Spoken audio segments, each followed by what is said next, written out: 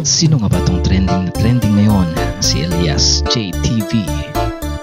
Sa moves pa lang, pati si Jollibee ay mapapasaya. Trending sa TikTok, YouTube at Facebook. Siyempre nalaman ko to dahil sa aking partner na si Ali. So nagkaroon ako ng interest na alamin kung sino nga ba si Elias at bakit siya sikat.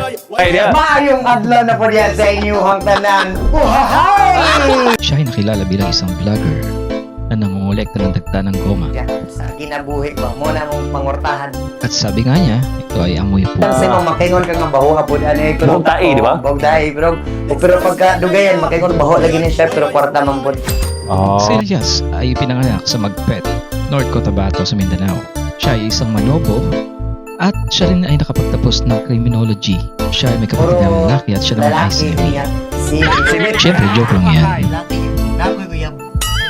Si Manuela! Sabi daw, lalaki. Si Elias rin ay anak ng isang OFW na nasa Bahrain. Ang dahilan ng kanyang pagsisikap ngayon na upang makasama niya na ang kanyang ina. paningkamot ko para kung makauli siya diri kaluyan nga murag na ko yung magkuhan dili na ako siya paplikot.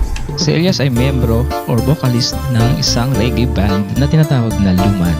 At ito nga trending na trending itong kanyang signature move sa kanyang song na Uhahay. Siya rin ay may asawang teacher at cute na anak na pangalan ay Apollo. Nakamukhang kamukha niya.